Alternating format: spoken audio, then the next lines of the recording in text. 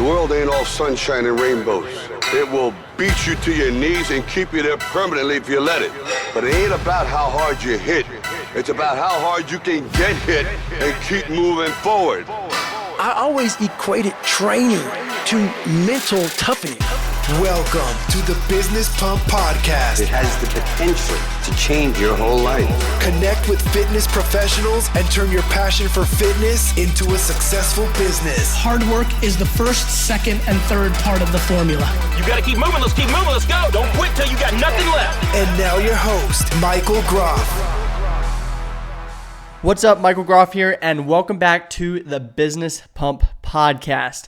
If you're new here, on this show, I interview people who turn their passion for fitness into a successful business. So if that interests you, consider hitting that subscribe button wherever you listen to podcasts so that you never miss a future episode. And today I'm going to be doing things a little bit different, but before I get into that, first, I want to remind you yet again that if you have not entered in for that giveaway of a brand new Theragun Mini, be sure to head over to fitrmedia.com/BP. That's fitrmedia.com/BP, and you can enter for the giveaway over there. We got a little bit to go in the giveaway, so there's still time to get your entry in for the giveaway. We're giving away a Theragun Mini to one lucky winner. So if that interests you, just go over to that link and you'll see all the instructions on how to enter over there.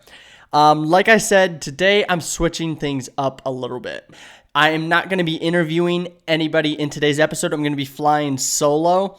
Don't worry, interviews are not going anywhere. In fact, I just recorded another interview early this morning, and I have a banger of an interview coming out this next week, so stay tuned for that. The interview dropping next week is with a guy that has been featured in Men's Health. He has started 2 CrossFit gyms in his earlier part of his fitness business career. And now that he's like 12 years into business, he now teaches fitness professionals how to get success in their business. We had an extremely powerful conversation that I think will help a lot of fitness businesses. It even helped me, and technically I'm not a fitness business. I just help fitness businesses, and it helped me a ton. He had a ton of knowledge. So stay tuned for that episode. It's dropping next Monday. And in today's episode, I'm going to be talking about some website stuff. So if you guys know who I am, or if this is your first time listening, I'll just give you a little brief overview of who I am. So I own a web design and SEO agency called Fitter Media, which is actually why I started this podcast. That's my agency behind the podcast. And I help fitness professionals get online and grow and just crush it online with web design and SEO. And one thing I do on a regular basis is I do free website audits for local gyms in the area. And after doing that for quite a while, I have started to notice a few consistent things that seem to happen on almost every gym site that I audit. And they're rather consistent. So I see them on almost every single gym site I audit. So I figured I'd make an episode here on the podcast on what exactly some of those mistakes are that I see a lot of gym owners making on their websites. And it's actually costing them quite a few customers. But the good thing is they're extremely easy to fix. So that's why I wanted to do this episode. It's going to be a little shorter than normal, but it's going to have a lot of valuable information.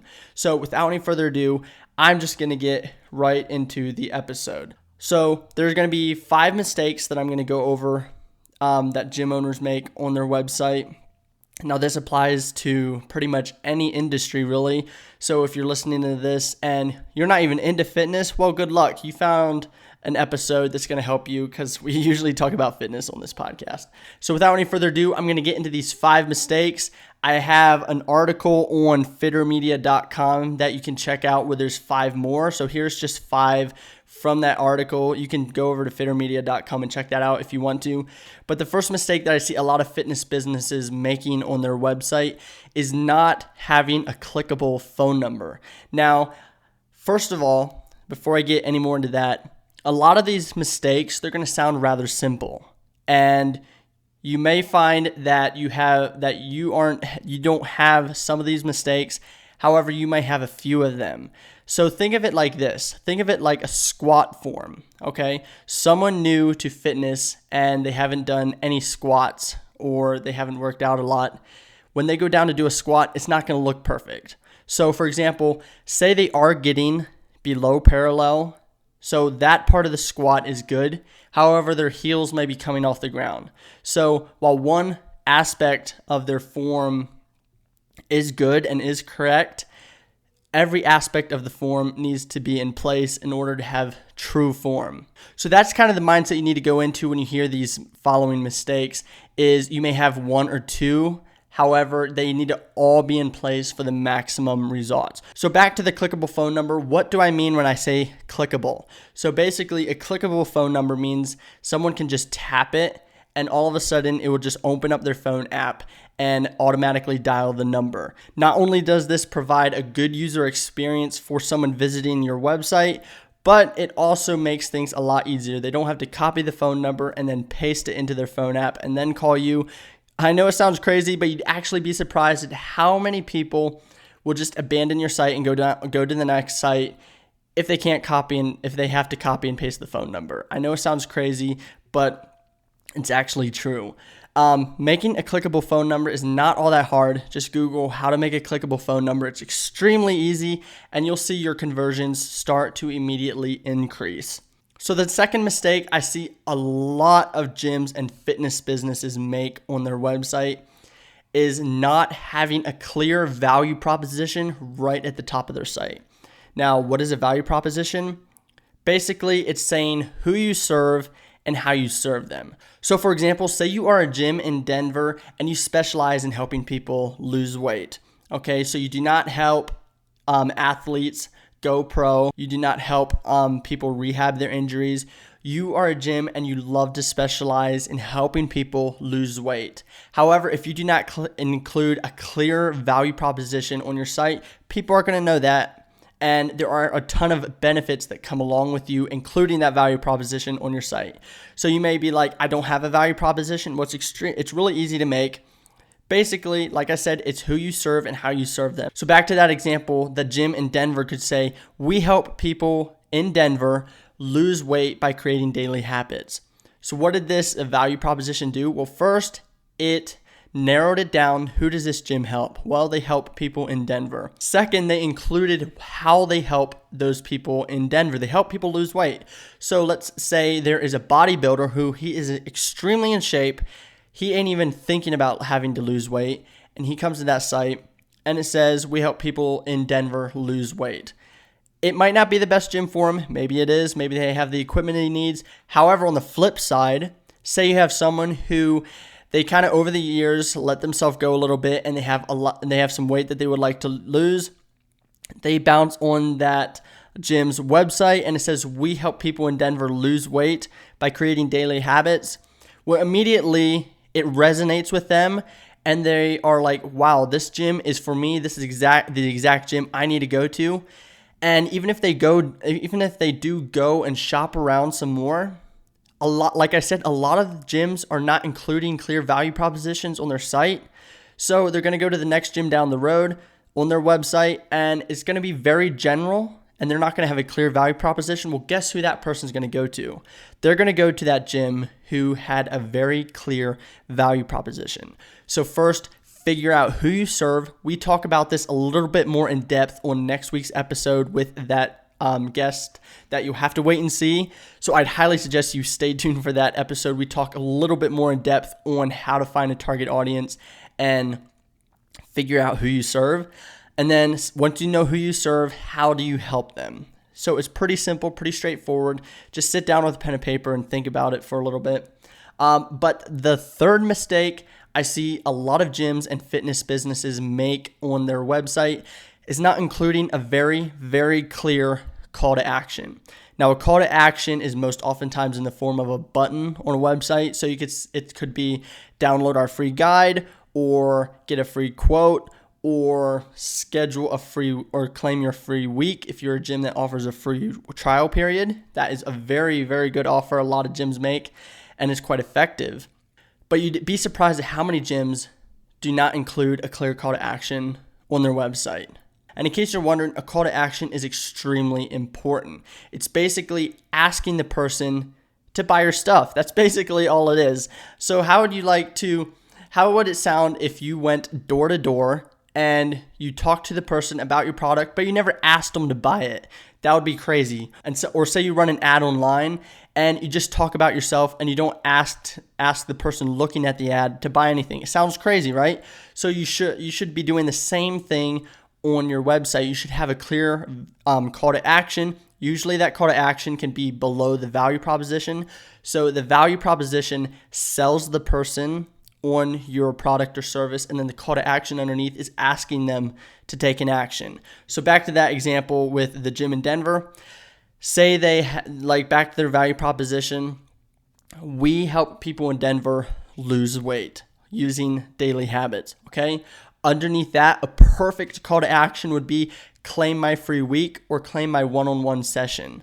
So that person who needs to lose some weight, they come on that site, it immediately resonates with them through that value proposition, and then they see that call to action, claim my free one-on-one session, and all of a sudden they're like, yeah, I want to give this a try. It's free anyway. What do I have to lose?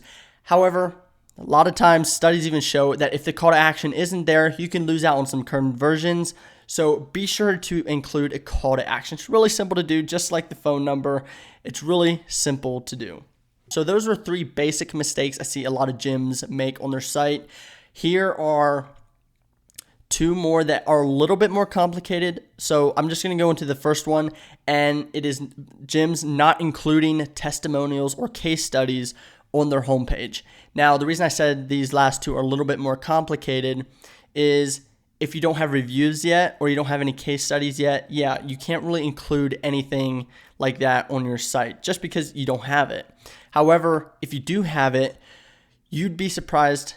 I know I think I've said that a ton of times in this episode, you'd be surprised. But a ton of gyms out there, they offer a great service. However, they don't include proof of that service from their actual gym members. And their members would be more than happy to go leave a quick review, or even so back to that example of the gym in Denver, say they helped quite a few people lose weight, they could turn some of those reviews into, with the permission of the person they helped, turn them into full-on case studies documenting their client's journey to losing weight. In fact, 80% of people who shop online look at reviews, but not only just look at them, but trust them. So if you do not have any reviews on your homepage supporting the value proposition that we talked about, that it can be something that you can focus on over the next few weeks, is getting some reviews up there. If you don't have any reviews, just simply ask, if you're a gym, ask some of your gym members to quick shoot you some reviews, or if you're a personal trainer, a nutrition coach, whatever it is, just ask your clients to send you a review. And if they like your service, which if they're paying for it, they probably do, they'll be more than happy to leave you a review. Also, these reviews are going to really help with the last mistake I see a lot of gym owners and fitness businesses make, is not optimizing for SEO. And I should actually change that to local SEO. So local SEO, if you don't know, is when someone goes to Google and they type in gym in Denver. Well, obviously, the gyms who are optimizing their sites for local SEO, they're going to be the only gyms that are ranking on the first page, especially in Denver because it's extremely competitive. One misconception I hear a lot is that SEO is just a one-time deal. You set it up and now it's done. However, that's not always the case. So one example where it could be the case, where you just set up a site with some basic SEO optimization and then it immediately ranks and holds its rankings, is if you were building a site for a very, very, very, very small town. So if you optimize a website for local SEO in a very, very, very small town, the competition and the amount of people trying to rank for that exact same town and those exact same keywords within that town is going to be very low and it's going to be very easy. However, in most towns, there are going to be websites that are actively optimizing their site for SEO, constantly putting on new content, and you're going to have to make it a conscious effort to optimize your site for SEO. So here are some ways you can optimize your website for local SEO. One is including keywords in your meta title, your meta description, and on your website, like on the page of your website. So say you're trying to rank for the term CrossFit gym in Denver. In the meta title, that's just the title that shows up in Google when you search something. So all the sites listed in Google, on the blue titles that you see, that's the meta title. And then the description underneath, that's the meta description. You want to include CrossFit gym in Denver in both the meta title and the meta description. You don't want to get spammy and mention it a ton of times because Google doesn't like that. And it's just spammy. It doesn't even look good when you read it. From there, you want to include CrossFit gym in Denver in your heading tags on your site. So basically, you can just search this on Google if you don't know what I'm talking about. But there are heading tags that you can use on your site, such as an H1 heading, an H2 heading. And the next thing you want to do is include those keywords on the page of your website. So you would want to include CrossFit gym in Denver on the homepage of your site in a nice prominent place where it can be seen. Now, once you did that, you can focus on getting backlinks to your website. And it's very simple. It's just having other websites link to your websites. So you can do this through social media. You can add your website on your social media profiles. Those will be included as backlinks. They're not as good of backlinks, but they still will work. You can get backlinks from like Yelp as a backlink, but any site like Yelp is also a backlink. You can also reach out to some other gyms in the area or some other websites in your niche in the area or blogs in the area and see if they want to link to your site. Those will all count as backlinks. Backlinks are basically like a popularity number for a website. The more backlinks, the better. So if you have way more backlinks than the gym down the road, their website, your website is going to rank higher than their website every single time. Now, you may be thinking right now, this sounds really, really complicated. And the truth is, it is a little bit complicated and a little bit technical. That's why guys like me get paid to do it. But here's an easy thing you can do right now, and that is to start a Google My Business listing. So remember back to the last time you searched for a business near you. It could have been a restaurant, a plumber, anything. When you went to Google and you typed in, let's say, gym in Windsor, Colorado, there's a section at the top of Google that includes businesses with their website and directions right beside their business name. That's called the map pack. And that is all Google My Business listings. And they're completely free to create. And every single business should have one, at least if you're a local business or serve local people. All you do is go to google.com/business, and it's really easy to set up. You just enter in your business's info.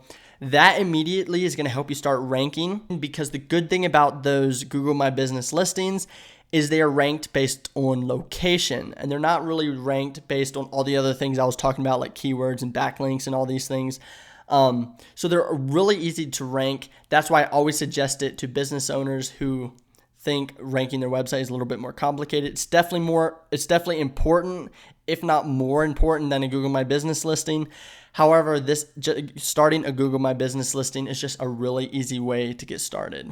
And here's where the reviews come in. When someone goes on Google and they're looking for a business and they're searching that map pack and looking at all the results, they are going to pick a business based on the reviews most often. So when you first create your Google My Business listing, you're not going to have any reviews. So immediately you want to text or email some of your clients or customers and see if they want to write you a quick review on your Google My Business listing. It's going to be a public review. Anybody who searches for your product or service in your area will be able to see it alongside with everyone else's Google My Business listings and reviews. Like I said, reviews on a Google My Business listing are going to really impact how many people are actually going to reach out to you versus your competition. So first, get a Google My Business listing if you don't have one already. And second, send out some invites to some of your clients or customers asking for reviews for your Google My Business listing. So that was 5 mistakes that I see gyms and fitness businesses make on their websites a lot.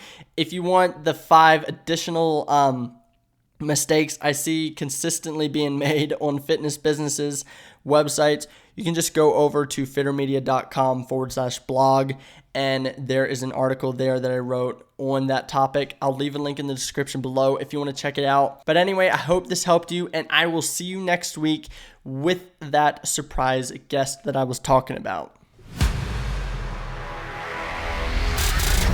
Thank you for listening to another episode of the Business Pump Podcast. Don't forget to like, comment, and hit that subscribe button. And stay connected with Michael on social media at @BMichaelGroff on all platforms.